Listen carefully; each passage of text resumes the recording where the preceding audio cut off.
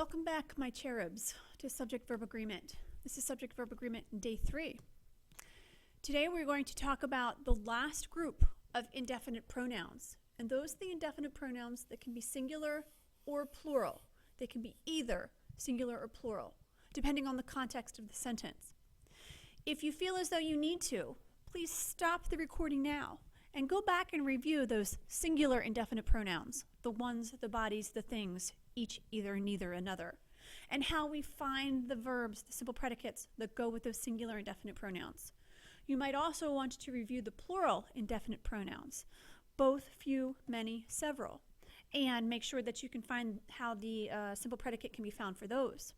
If you feel as though you need to, go back and review the initial day of indefinite pronouns. The initial day of subject-verb agreement, where we talked about the interrupters, because those interrupters, they can creep up with any other rule.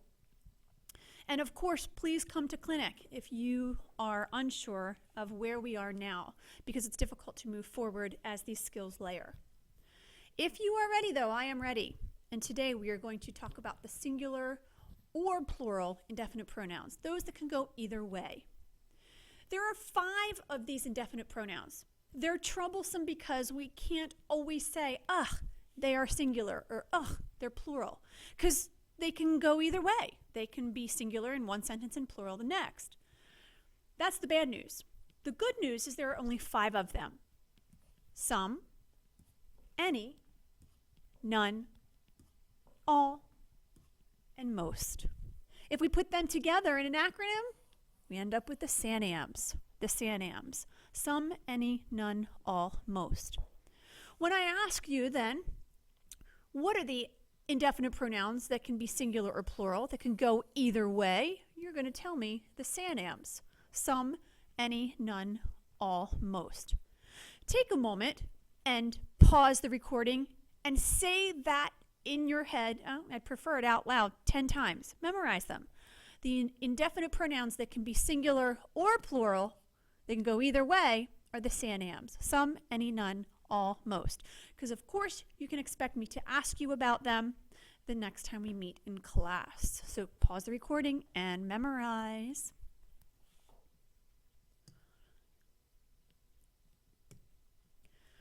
Welcome back. This is how we want to tackle then our SANAMs, those indefinite pronouns that can go either way. Normally, with our subject-verb agreement, we want to ignore and cross off the interrupters that might come between any subject and its simple predicate. We don't want to abandon that completely. But in order to execute subject-verb agreement with our SANAMs, we actually have to look within these interrupters. So we want to identify them, cross them off, but then pay attention to them. And here we see it says to figure out the verb, look at the noun within the prepositional phrase. And this is what I mean by that.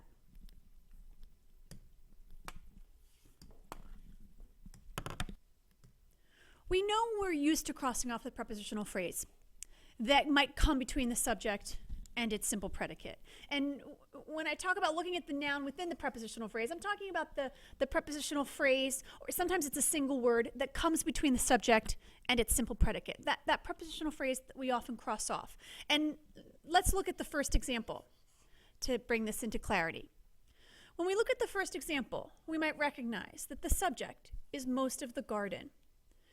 We want to recognize that this is one of our SANAMs. We can't immediately say that this word is singular or plural, most, because it's one of our SANAMs. It can go either way, and we're not sure yet. We do recognize that this is a prepositional phrase of the garden. And normally we do still want to kind of cross it off and ignore it, but this time we can't actually completely ignore it. We need to instead look at it. Look specifically at the noun within that prep phrase. And that noun within the prep phrase here is garden. So we recognize the prep phrase of the garden, but since this is a SANAM, most, we need to come back to that prep phrase, find the main noun, garden. And it is with this main noun that we agree our verb. The garden has been planted. So we would actually ignore the initial part of the sentence, most of the. And instead, we would make our verb has been agree with garden. Most of the garden has been planted. So when we find the SANAMs, we need to look at the noun within the prep phrase that follows that SANAM. The second one, most of the people have already seen that show. Our subject is most of the people. We want to cross off our prep phrase, but then say to ourselves, oh, here's the SANAM. We don't immediately know what the SANAM is because it can go either way, singular or plural. So we need to look at the noun within the prep phrase, the prep phrase that has come between the subject and its simple predicate. Here, that prep phrase is of the people. We want to look at the noun, the core noun within that prep phrase, which is people, and have our verb agree with the people. The people have already seen that show. So the entire sentence reads, most of the people have already seen that show. Notice that in each of these two first examples, the SANAM is most. But in this first example, the garden is singular. The garden has been planted. In the second example, the people is plural. The people have already seen that show. So the number of the verb we choose, has or have, is not contingent upon the SANAM, because it can go either way, but instead contingent upon that main noun within that prep phrase that comes between the SANAM and its simple predicate.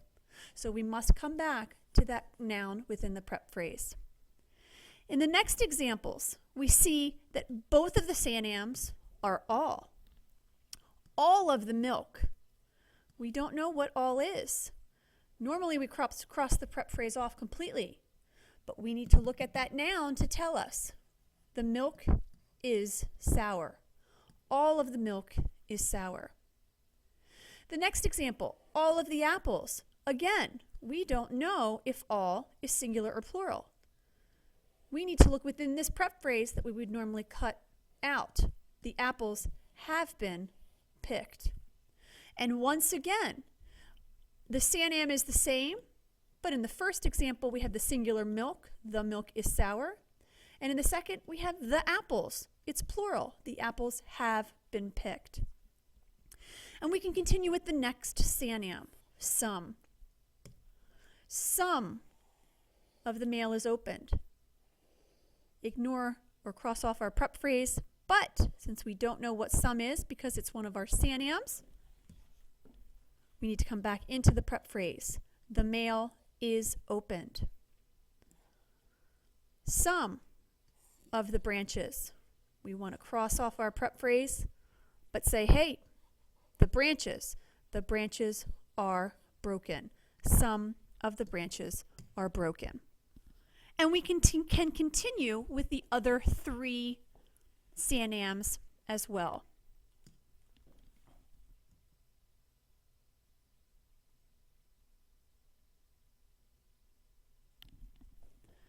The next of which is most.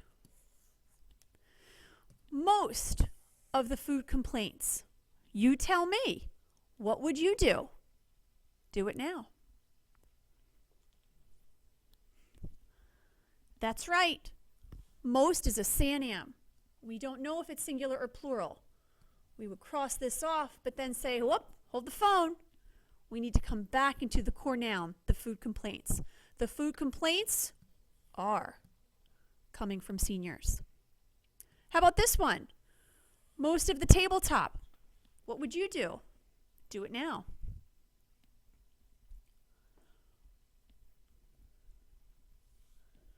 That's right. We don't know what most is. It's a SANAM. Normally we would cross this off. We got to come back, though, to the tabletop. The tabletop is tacky. And we see yet once again that though the SANAM is the same, most, in this first example, the core noun in the prep phrase is food complaints. It's plural. The food complaints are. And in this one, the tabletop, our core noun, is singular. The tabletop is tacky. Go ahead and do these last two.